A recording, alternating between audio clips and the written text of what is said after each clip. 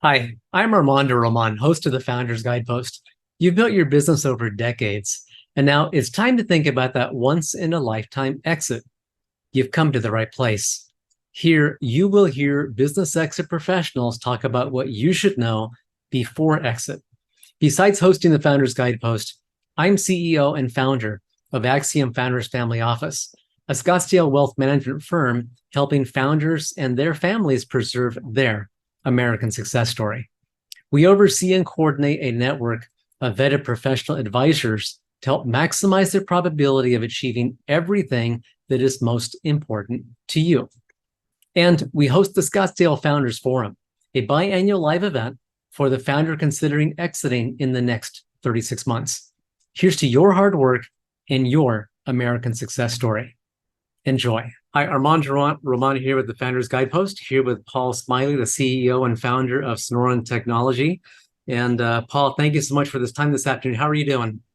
Pretty good. It's a busy time of year, like you said earlier, but we're balancing ourselves today. Balance is the key. Yeah, well, balance is always important, right?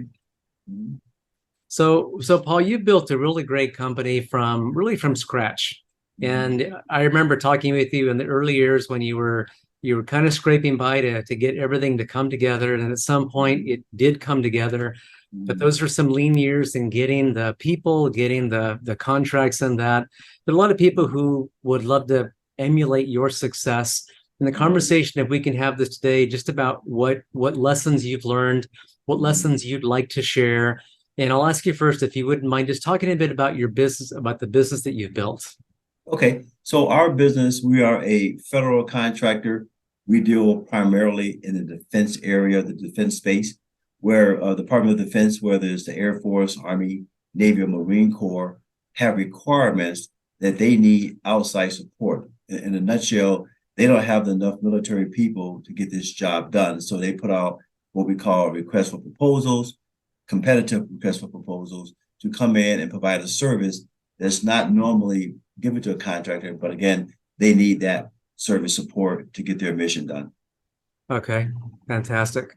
And so you're operating in multiple states.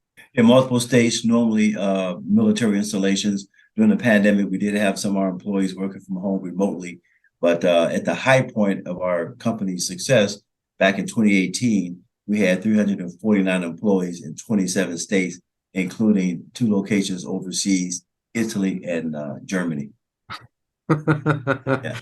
That sounds like a lot of people to manage in various locations. It's a lot of people. I think what 7 times we came up with, but one of the lessons I tell small business owners is that you can't do this in a vacuum. You need to have a robust pool of talented people, your staff, i.e., who can make sure they get the job done. Because you're one person with 2 ears and 2 eyes and 2 arms, and you can't hang this kind of paper across the world with just yourself.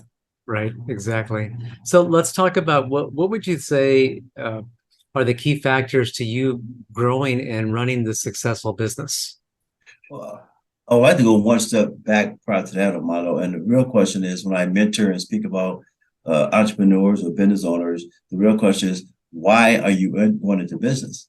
That's number one. And the second question is there a need for what you provide? Whether it's a product or a service, there must be a bona fide and sustainable need for what you do. So as I mentioned earlier, we recognized early on that the federal government, the Department of Defense, needed professional services to do that. So there was a need for doing that. But the second part is I didn't go into business purely to make money. Of course, you have to be profitable in business or it's just a hobby. But oftentimes people make a mistake that I'm going in business for the primary reason of making money. And then I would tell you, you're probably going to fail. Or more importantly, you will make a money decision when in fact you should be making a business decision.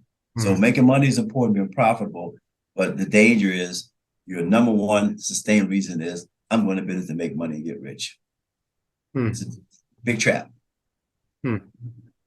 So I know I've heard you talk a lot about leadership, Paul, about the leadership, the management, setting the tone at the top, and make sure that's consistent throughout the company. How have you done that, and how have you seen that impact the customers that you have, that what they see? Okay, I just got back from Oklahoma. I was in 4 locations there, talked to our customers, retired colonels like myself, and squadron commanders, i.e., the people who we support. But going back from a baseline perspective about leadership, um, my 25 years in the Air Force taught me something very important. Leadership is important because we're in the people business. And so when you see a company, whether they manufacture airplanes or we teach pilots how to fly, or cybersecurity, or with manufacturing, when you go home and take off your owner's hat or your president's hat, you realize that you're in the people business. And in this year, in 2022, I can't tell you how many people situations trumped business situations or operational situations where one employee is having a pregnancy problem and she's out of PTO, or like it happens most of the time, there's a family member who has a mom or dad who passes away, or there's that not so good employee at the site that needs to be corrected and some corrective actions, and doing that the right way, in the legal way, your HR department. It just goes on and on and on. And those are the things that I think most business owners of small companies, 3 or 4 people, don't get a chance to see. And so, as I mentioned earlier, in 2018, when you're 350 people in 27 states and across the globe here, your people problems are exacerbated greatly, whether it's a personnel problem or a family problem or a healthcare problem or an HR problem. All those things really come back to the owner and CEO of the company. And that's why it says we train pilots how to fly, various other things we do. But in my personal life, just like as a Air Force commander, I'm in the people business. And when you're in the people business, you must be a good, humble leader. Without that, you're going to fail because you're not going to take care of the people getting the job done. Hmm. So, Paul, you've talked about your military career and that a few times in this conversation. How do you think that's been helpful to you as you launched a business out there? Because, as you've said, military career, you're there for 25 years. Is that right? Yeah. Okay. And being in business, it seems like it'd be a completely different animal. Is it or not? Well, the leadership part, when I speak to people who want to be business owners, the Small Business Administration has a program called the Boots to Business program. And it is designed for people veterans who are leaving the military or who have left the military and able to go into business for themselves. And the first thing I tell them, you've gained some very valuable managerial and leadership skills in the Air Force, or the Army, Marine Corps, the Navy. Use those as a business owner. And it says when I was a commander, we were command and control unit. Well, I'm flying on an airplane in the E-3 AWACS at Tinker Air Force Base. I'm still managing people and resources and managing time. And more importantly, I'm managing situations. Hmm. And so the leader must be able to understand and decipher a priority of what's important for the day. So when I get up in the morning, it's like my military career, in my own mind, I'm putting together a priority list of what's important today, because some things can wait till tomorrow. So I think that leadership skill is people, prioritization, communication, and also really important, how do you handle stress? Yeah, well, that seems to be an ongoing thing at times, the whole stress management. So do you with your military experience, I think about discipline. And it seems that many people in general learn discipline later in life than others. Do you think that helped you have your successful business, the discipline that came part of being the military? I think so. I think for me, it starts before the military. It starts with growing up in Chicago, who from a family of 8 boys and 2 girls. My dad was a great guy, hard worker, a union guy, but had military background as well in the Army. And it starts with culture and character and values. And those values, oftentimes, as you grow up and whether you go to the military or go work for some big corporate America or whatever you do, those values normally follow you. So even prior to going into the military, in fact, when I came in enlisted in 1977, basic training was pretty easy for me because it's about following orders. I've been following orders from my dad since I was a kid. So those family values and how you bring to the workforce or to college or to high school, those things come from home. So that's where the genesis of my value and decision making and character issues start with my dad and my mom. Okay. And you've had a long run in your business, obviously. What lessons or what do you wish you had known when you started the company versus what you learned along the way? What wisdom might you share? Well, I would say I've learned probably the biggest lesson is that only do business with people you trust. Hmm. I mean, I got burned a couple of times of trying to help someone out doing the right thing and didn't work out too well. But, I'm glad I learned that lesson. There's some scars and scratches I think you need to have going through the business owner. But my number one rule for business owners is to only do business with people you trust.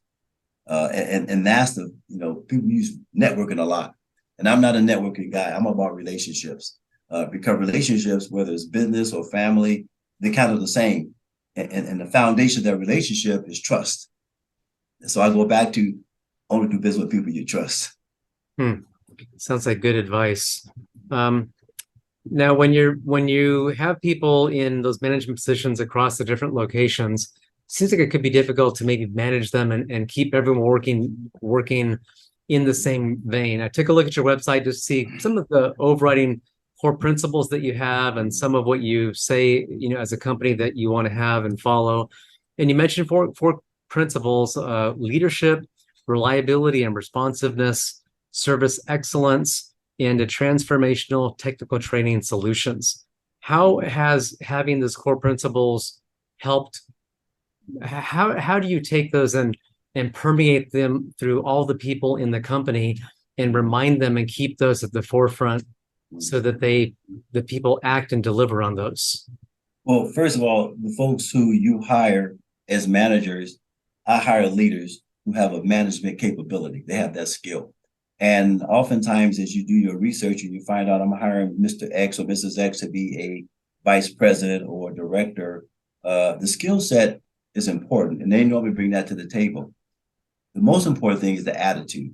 And you can get a lot by sitting down, having a face-to-face conversation with those people you want to hire in leadership jobs and making sure they buy into the culture that you've established. Because the culture is like the oven. You put something in the oven at the wrong temperature, it's either be undercooked or overcooked. So if they can buy into the culture and what I believe in as the owner and the president, and then bring something unique to the table from a diversity perspective, hey, they bring a different aspect too that can make our brand better. That's the person I want to hire. A person who doesn't need, one-on-one oversight. They're in Washington, D.C. or Virginia. I trust them. They've demonstrated that trust. And you just give them the rope they need to do their job. No one wants to be managed or too much oversight on them. So you find the people you trust, they bring the right skill set, you judge that attitude and that character, and then you give them an opportunity to shine. And I would say in 15 years, there's probably only maybe one person who we hired to lead a program who didn't work out. And it was really a character issue and a trust issue. But it happens. If you tell me there's a president of a company who has never failed, I'll tell you there's a president who's never tried anything new. And like you said earlier, this was a brand new company from scratch. So when I started in 2007, I looked in the mirror and goes, I am a novice CEO. I'm a novice. Leadership, I got that down to a science. I'm always learning, trying to improve myself. But from a business perspective, I was quite aware that I was a novice, new, what you would call a good to great, a level one business owner. Hmm. So then how did you train yourself, teach yourself? How did you get the skill sets to advance beyond level one? What did you do? Was it a formal step-by-step program that you went through, or how did you? Well, it was interesting. The leadership part it wasn't difficult. It was kind of easy. From the business perspective, I read a lot. One of the books I read was God's My CEO, Good to Great. Then I had a couple of good mentors who helped me learn the business. So my journey started from after the Air Force, going to corporate industry, doing a good job there, made a few mistakes along the way from learning. And then this thing happened where my boss decided to retire and my life became a living hell. And so all the things I went through, good and bad, at the first company I worked for between 2004 and 2007, I just took those lessons learned. So you could have an experience that's a bad experience. You can have a pity party for yourself, or you can say, hey, I learned a lot from that one. Right. What that means is when I started the company, I wasn't a freshman. I was maybe a junior because I had 3 years of experience of good and bad. And I just kind of kept both of those. I learned from the bad and goes, don't do that. And from the good, expand on that. Right. Right. And even those setbacks can be valuable learning experiences for everyone. Yeah, that's where wisdom comes from. In my mind, wisdom comes from experience, experience comes from failure. Right. Right. And sometimes you have to reinvent yourself and just be resilient. Oh yeah. Oh yeah. Resilient. No one's gonna wake up tomorrow and have a ideal plan of what the world has in store for you. You're just fooling yourself. So you mentioned trust and how important trust is in people. You know, the people, you got to trust them, feel good about them. There are obviously lots of tests out there, personality tests out there that can help identify personalities and identify traits and characteristics of people. Have you used some of those? Is that part of what you're thinking of on getting the trust, or is it more of a face-to-face interaction just to get a gut feel? How do you determine trust? Yeah, it's a face-to-face kind of deal. So I would have people who would call me and say, "Hey, here's an email. How would do business with you?" And I would probably hit the delete or maybe respond. Can you pick up the telephone? And this is all pre-pandemic. So to showcase that, when I had business meetings, I would say probably the first 10 years of the business, I spent about 200,000 miles on Delta United, flying to different meetings and so forth. Like I said earlier, networking is one of those things where people oftentimes say, what can you do for me? But the relationship part of business is, hey, what can we do for each other? And sometimes to get that, you got to get on the airplane or get in the car and drive someone, meet that person face to face, shake hands, eyeball to eyeball, maybe have a meal, and you build that over time. When I was a squadron commander in Korea, in the Asian community, we did a lot of drinking, a lot of face to face. We didn't do Zoom calls and Teams calls and internet kind of stuff like that. And that's old school kind of stuff. My dad, as I mentioned, was a teamster in Chicago, and watching him and my uncles do business, it was a handshake, gentleman's handshake. But now, everything's contract and double signed, cross the T's and dot the I's. And so what that taught me is that from a contract perspective, a contract is simply a mutual agreement of distrust. That's what a contract is. You gotta have the paperwork, but I think spending time face to face, getting to know someone and their values and about their family, things like that, to me, that's the starting point of trust. And today, with the pandemic, somewhat in the rearview mirror, I still think we can do that. I get emails every day from people I've never heard before who want to sit down and have a business relationship. And it's not going to happen. Wow. So, Paul, I know that you give back a lot. You give back in different ways, and you try to help people whenever you can. And I realize that's just part of who you are. That's part of how you live. That's part of how you exist, and it's just part of who Paul is. Mhm. How does that impact you as a CEO of a company that, as you said, you started from scratch, and now you've got all these people on board? How does that impact the business and the employees and that just your generosity, you're giving back and you're helping others? I got to go back to my family's history. My grandparents grew up in Mississippi. They were farmers. They had their own land down there, and my grandmother would tell me stories about the Great Depression, where people walking up and down the highway in front of their house, whether it's black, white, Native American, whoever, and she would go in her kitchen and say, "We can help feed you and your family." And that's coming from a woman and my grandfather who were, farmers. They weren't wealthy at all, but they found the generosity as Christians to help someone, and that is kind of permeated between my mom and dad, my uncles and aunts, and so forth, and it just kind of, I guess, contagious to doing that. So from a Christian perspective, I think we're blessed to be a blessing to others, and over the period of time, I've seen business owners who have the concept and the mindset that it's all about them. And I've never seen a Wells Fargo truck behind a hearse or at a funeral where you can take it with you, but you can have some great opportunities to change people's lives. And in short, what that means is our company motto is people before profit. If you take care of the people, you get great retention, you earn their trust, and it's something you can talk about, but you have to demonstrate it. So for the first 2 years, I had my retirement pay, a little money saved up, and I was the last guy to get paid, but I made sure my employees were getting paid before. And just this year, we're back to having our company Christmas parties across the country at different work locations.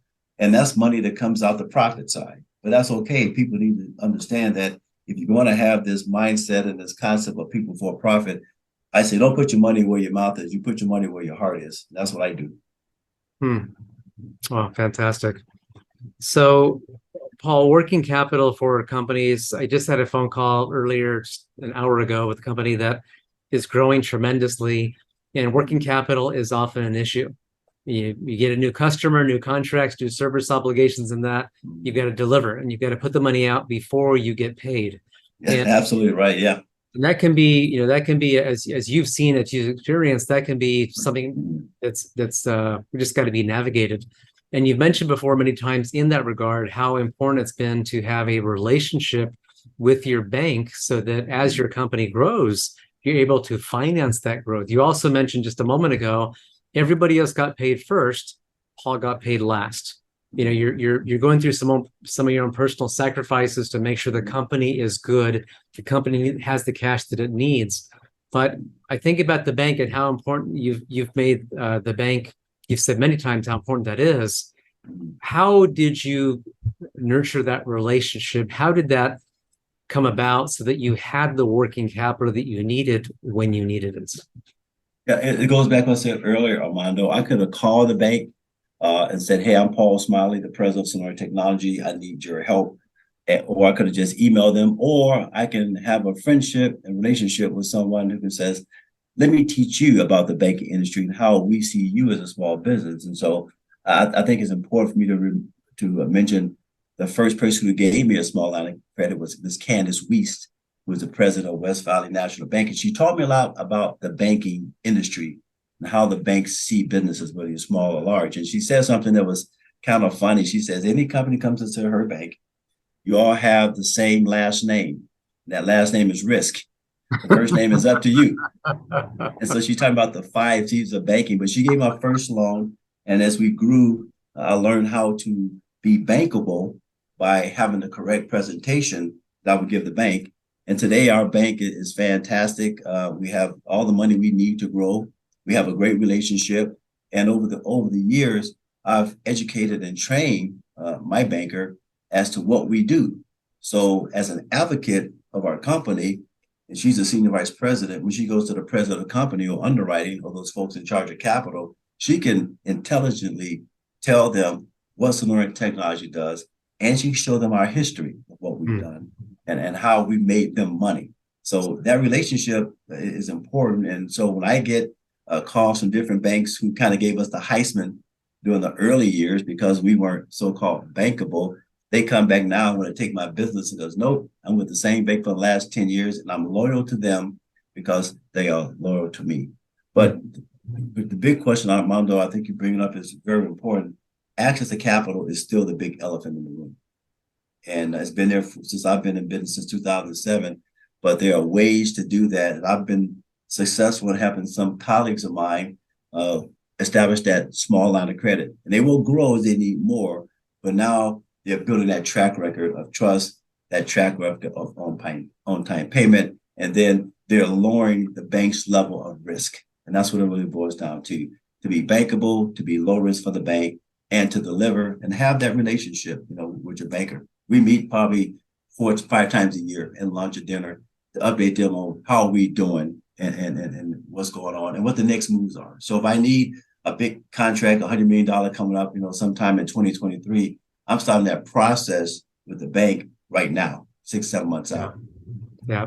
So you're not waiting until you need the money. You're nurturing that relationship, building that relationship, keeping it strong, deepening that so that as you said, they benefit, they're making money off you, which is what they're in business to do. And they're helping you grow your company. So that's a mutually beneficial relationship. Yeah. And then send them new clients who are ready to enter that part of their company's development. And so you again, relationships are, what's in it for both of us versus networking, what's in it for me. Okay. So 13 years, you said you've been in business, is that right? 13 or 15? 15, yeah, 2007, yeah. Okay. So then what lessons have you learned that you'd be happy to share? And I'm remembering that you mentor people. People come to you quite a bit and just ask you for help. They ask you for advice, they ask you for guidance. What are some of those common things that you hear from them when they're asking for help that you might be able to share? Well, I think there are two distinct roads that new businesses are challenged with. And it's not a right or wrong answer. It is simply, what does your lifestyle dictate at this time? So road A is for a person who maybe you're inheriting some money, you retire from the military, you save some money, you don't have a whole lot of debt. So you start your company and you say to yourself, I'm going to put in 12, 13 hours a day. I'm just going to go breathe, sleep, and eat my company. You do that. And then there's road B, where maybe you don't have that. You still got bills to pay, you got maybe college tuition, a mortgage to pay, and you're going to work a regular job. And then, you kiss the wife and the kids good night and go to bed. You're going to start running your company 6 o'clock at night to maybe 12 in the morning. And that's your role because that's the role that you are given. Again, it's not a right or wrong answer. So some companies said, wow, I see company A over here on road A. They're kicking butt and they're growing like fast and they got 75 employees already and I got 2. But just like anything else you do, the more time and effort you spend there, you'll probably see improvement or success a lot sooner.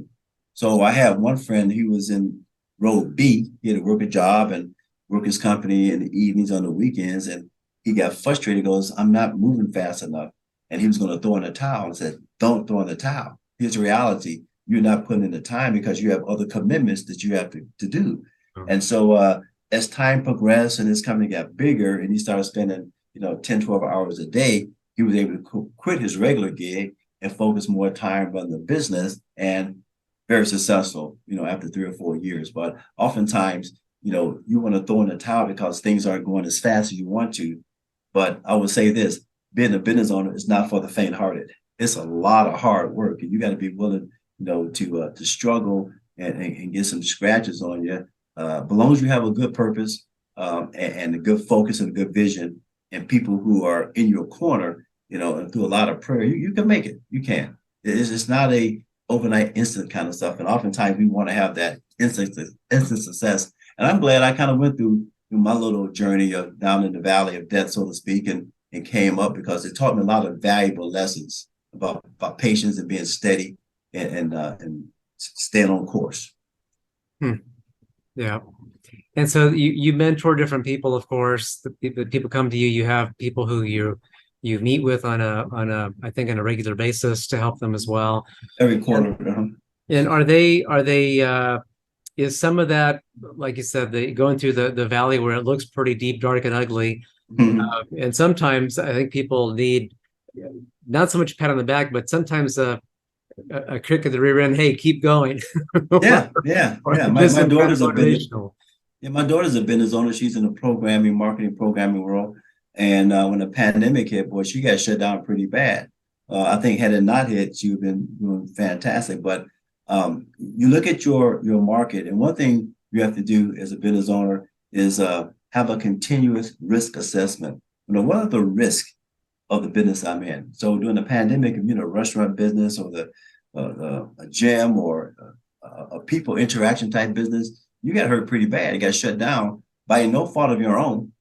And so during the pandemic, I put together a podcast called Small Business 2.0, and it was designed for small businesses. So what are you going to do, one, to get your business through the pandemic, and then on the other side, how you're going to restructure or re-engage? Because on the news, what you heard was, well, small businesses are taking it to shorts. Okay, Captain, obvious, we get that. But what are the solutions that can help you get this thing done?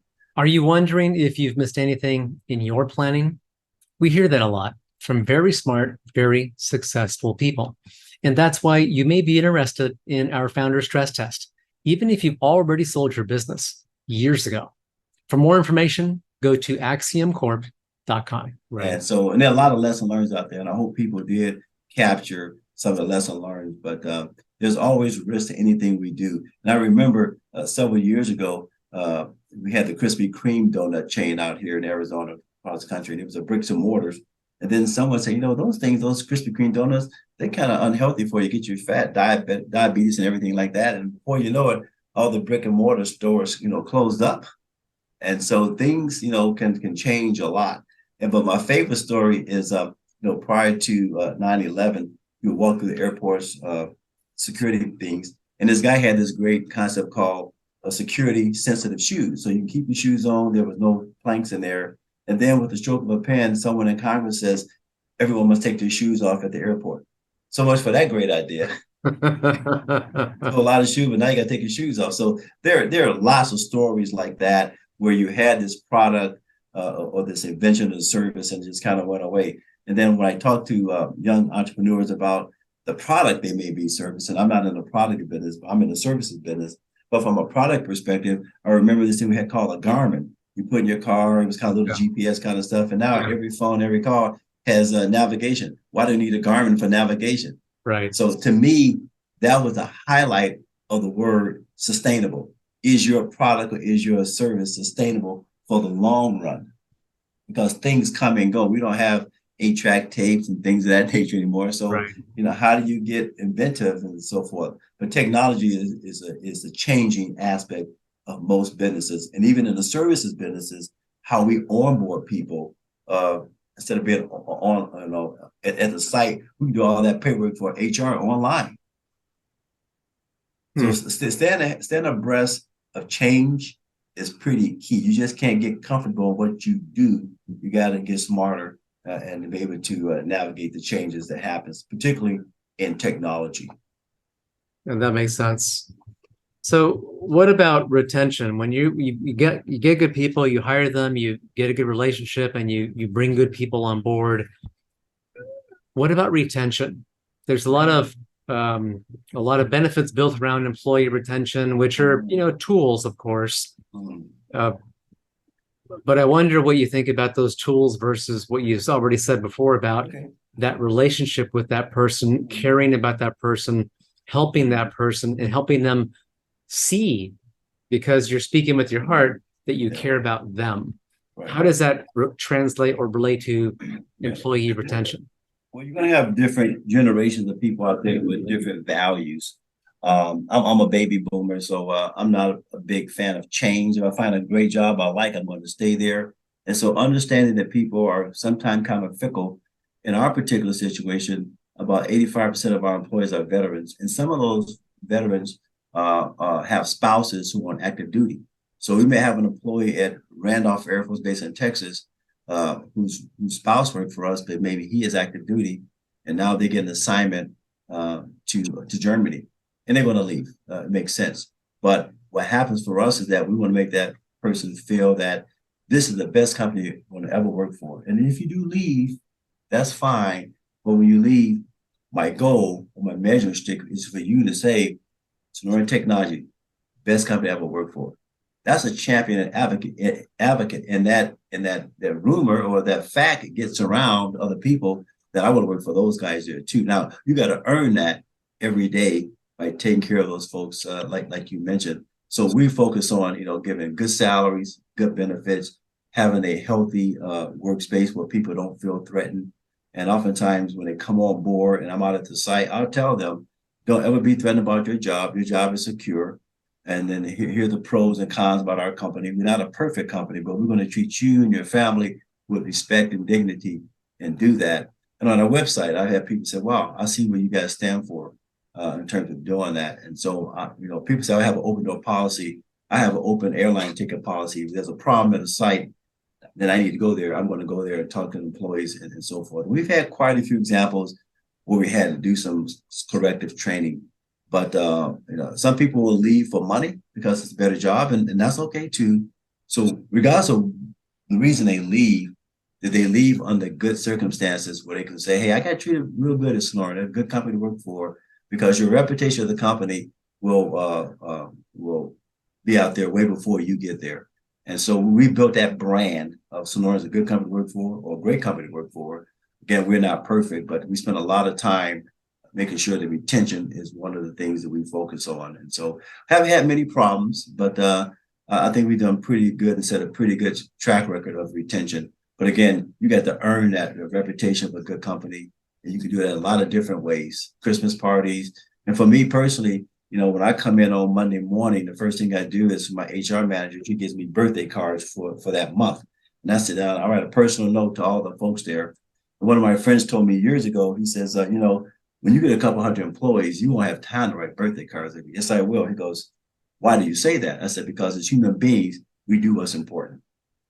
And when I go out to the sites, I oftentimes, hey, I've never got a personal birthday card, from the president of the company, or a card for a wedding or for a baby, things like that. So, people do pass away, and by my HR department, I give them all the credit because they are great at keeping me aware of what's happening on the personnel side out there. So I may not know someone's mom or dad passed away or grandma passed away, but when I hear that from the managers and then from the HR department, the first thing we do is get a card and sometimes even a phone call.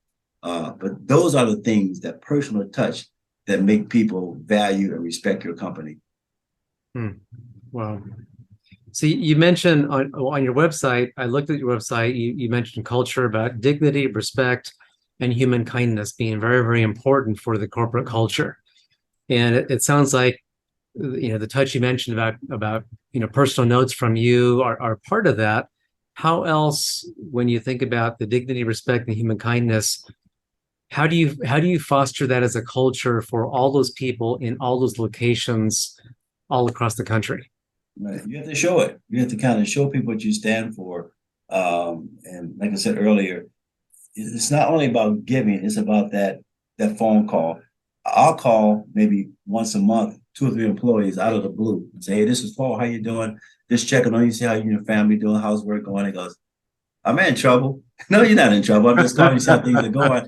But it's that surprise call that goes, wow, the president called me and I thought something was wrong. Because that's the normal human nature. If I get a call from my boss, whether it's president or vice president or anybody, oftentimes the first inclination is that, what's wrong? Where did I screw up? So we try to break that down, and the president call you anytime and so forth, and see how you're doing. And people respect that. We've had a couple of employees who've had some health issues, injuries and so forth, and they get a big basket at home, and hey, maybe you fell off a bicycle, put a little bike in there. Hey, be careful next time, from a joking perspective. But they get it.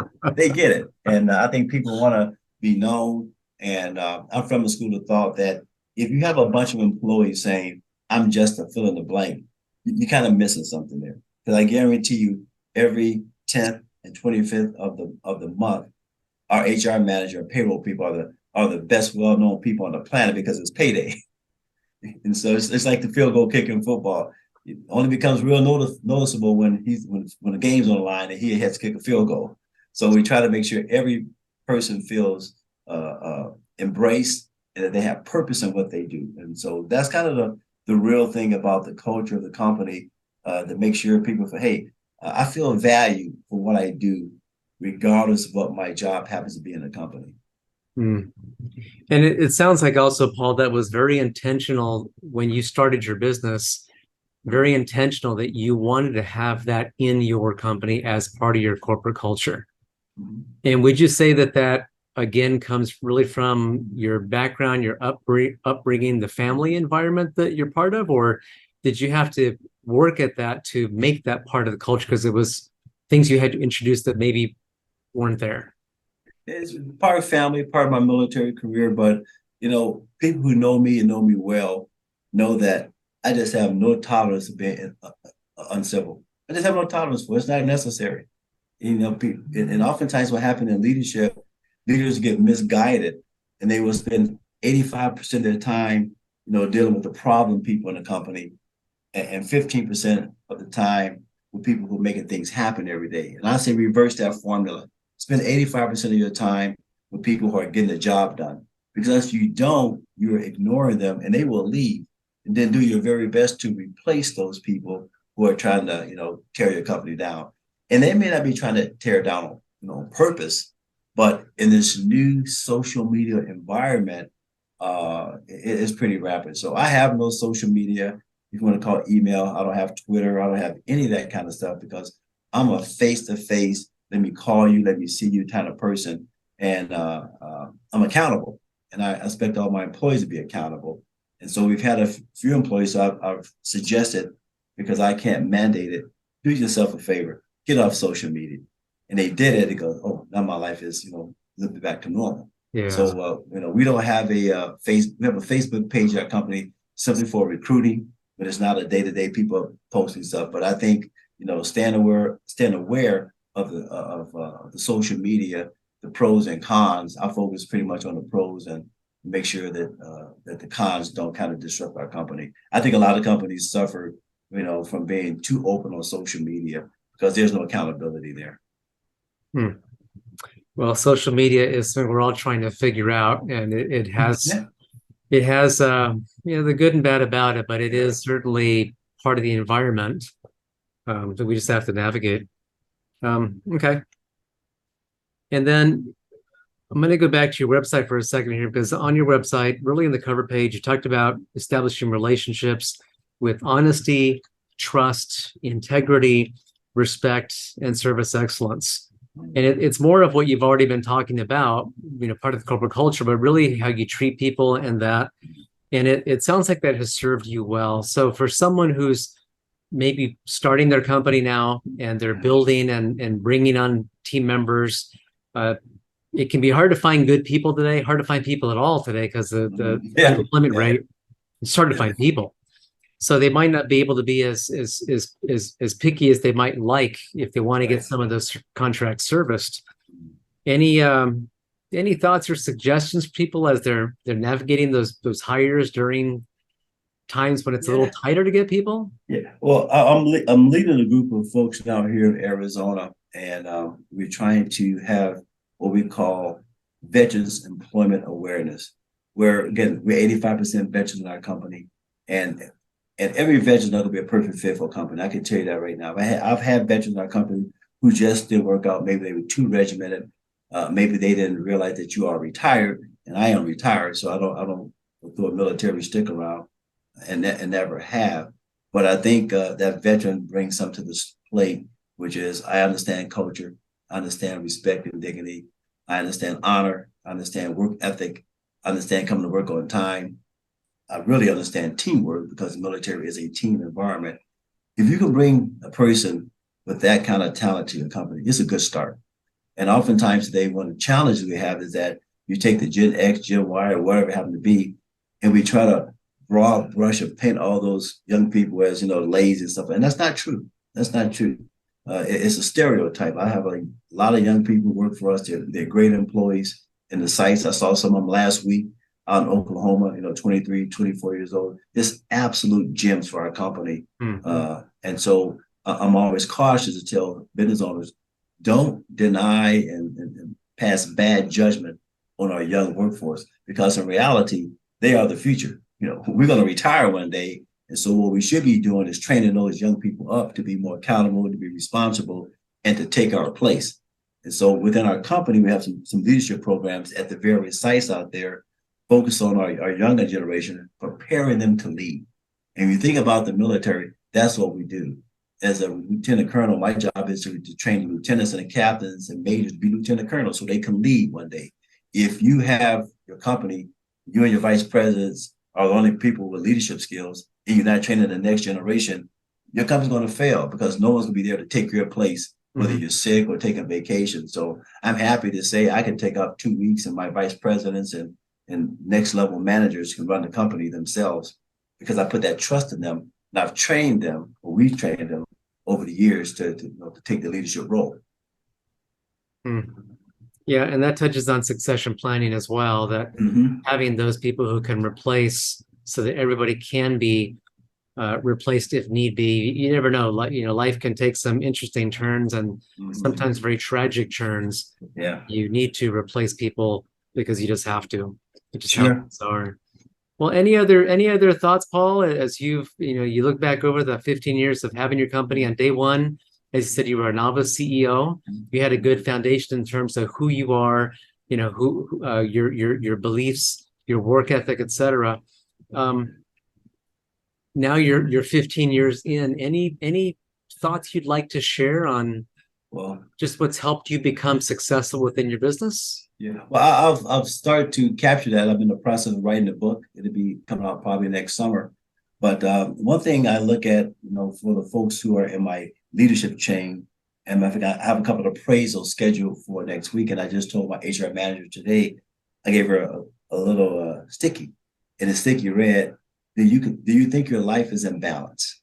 I says, save that piece of paper. We'll talk about it next week when I give you a feedback and appraisal.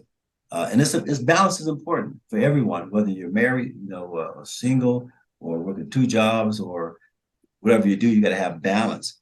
But I think the big thing that somehow has changed our world is feedback. And so feedback over a Zoom call, if that's the only medium, I get that. But next week, I'll walk down to my HR manager's office and I'll close the door and we will have a good feedback session for her appraisal. And what I'll be cautious of and cognizant of, that I'll do more listening than talking as her boss. And I'll ask her some pretty unique questions. So what do you want to accomplish in life? What can Sonoran Technology do for you and your family? And then her performance has been exceptional, but also I want to be able to help improve her outside of the workspace if she wants that. And go to school at night, whatever, we'll pay for that. But feedback is important, communication is important, and we got to do a better job of doing it. If you can do it in person and do more listening and talking, you're going to really find out the great people you have in your company, and then find out, more importantly, how you can help them. And I think that's one thing that good leaders always do. I don't like to call myself a successful leader. I'd rather call myself an effective leader, because an effective leader makes everyone around him or her successful. So I shoot for effectiveness versus success. Success is oftentimes a very time-centric. You're successful here, and then things kind of dormant. So if I'm effective doing the entire pendulum, whether it swings right or left. I'm effective because I'm making other people successful and growing them as leaders. So that's the interesting part. Once you get some business legs under you, you can start seeing, hey, I can help a lot of people and make the world a better place. And so when it says, what is Paul Smiley legacy? The legacy will speak for itself. I have no thing written down about what the legacy of Sonoran would be, or what the legacy of what my legacy would be. Is that it will speak for itself, and it will always come down to what he did his very best, and the company did their best to help people. If you can, if that's the story, I'm good with that story. Wow, fantastic! So fantastic. So let me just look at my notes here to see if I have any other questions I haven't already asked you about. We talked about leadership, about discipline, how your military experience has helped with getting your company and growing that. You mentioned you've got a lot of about 85% that are veterans who have gone through what you've gone through. Maybe not as many years as you, but they've been through the military as well. Sure.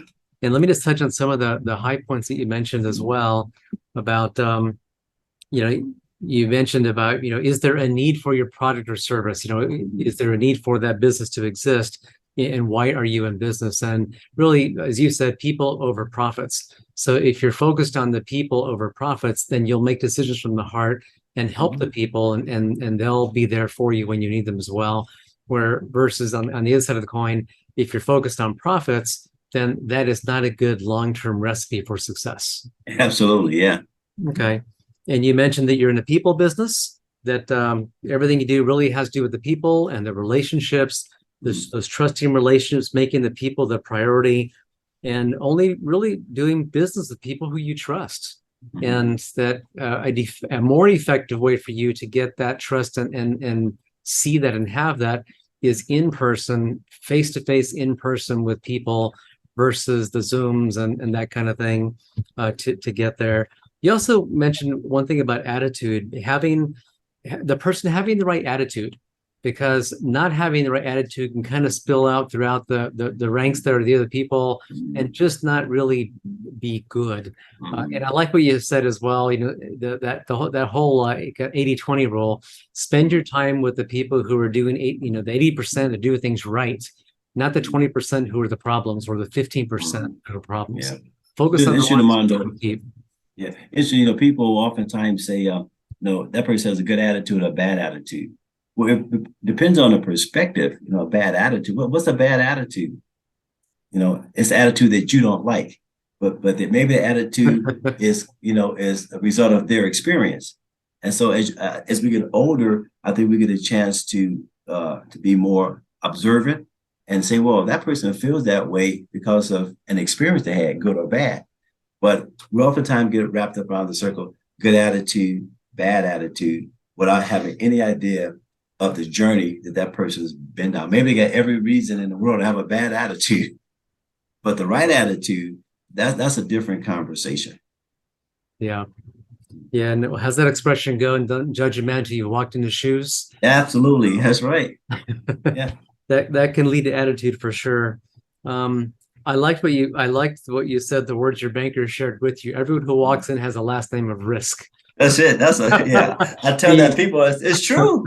Yeah. Are you high risk or low risk? That's right. You fill in the blank. And change, managing change effectively, being an advocate for the company. Your prior employees can be good advocates for you because they had an experience that was positive for them. And like I said, you want them to feel like you are the best company they've ever worked for. That's what you want them to feel. They'll become your advocate out there in the workforce. Absolutely. Promoting who you are and the company that you have. And you mentioned how can you help them? Not just them help me, but how can you help them? From a place of service versus trading dollars for their service, being of service to them as well. Yep. And then the effective leader. You mentioned effective leader versus to be an effective leader, you're helping other people become successful. And that is one of the hallmarks, one of the things that you want to see, that, are you effective in good times and bad? Are you effective in helping those people be successful? Right. Yeah. A lot of good lessons here, Paul. Thank you so much for sharing your journey and your wisdom from the 15 years ahead in your business. Any other thoughts? Any things that we didn't touch on that you think that you'd just like to share with somebody who is trying to emulate your success and build a company that has the kind of a core that you've built? Yeah, I would say don't follow. You will be the lead dog sometimes, because if you're not the lead dog, the view never changes. I heard that from one of my friends when I was stationed in Alaska. You could be behind, but sometimes you gotta be the lead dog, because you're gonna get a different view. And it's just gonna get a different view. Yeah, and if you have that same view, you might kind of get a negative attitude after a while. Exactly. Yeah, exactly. You'll be the lead dog once in a while, but you don't have to be the person who makes all decisions. I've learned over the years to be a better listener, and you have vice presidents and senior vice presidents for a reason, to give you advice. And the biblical saying, always seek wise counsel, whether it's your lawyer, your financial planner, your HR manager, always seek wise counsel, because your job is not to have all the decisions, is to make the best decision based on input. And a word of wisdom is that don't wait for the 100% solution. It does not exist. Sometimes they go with the 90, 85, but the 100%, it doesn't exist. And you wait for it, you end up being labeled as a person who can't make a decision. So you make the best decision, based on an intellect, your gut, your heart, experience, those around you who are giving you good wisdom and advice, and you make the decision. There's not a perfect answer for everything, just not. Right. Paul, excellent advice. Thank you so much for sharing so freely your wisdom and your experience. Yeah. Very helpful, and really enjoyed this conversation with you. Thank you. Thank you, Armando. Appreciate it. Call me anytime. I will. All right. Thank you much. All right. Thank you. Happy holidays. Yep. You too. Hope you enjoyed this episode of the Founder's Guidepost. Whether exit is on your immediate horizon or maybe 10 years down the road, there's something here for you. And remember, we all have an expiration date. We just don't know when that will be, which is why planning ahead is critical. And if you're wondering if you've missed anything in your planning, contact me to schedule your founder strategy call. You may call our office at 480-367-9000 or schedule a call at axiomcorp.com. Here's to your American success story.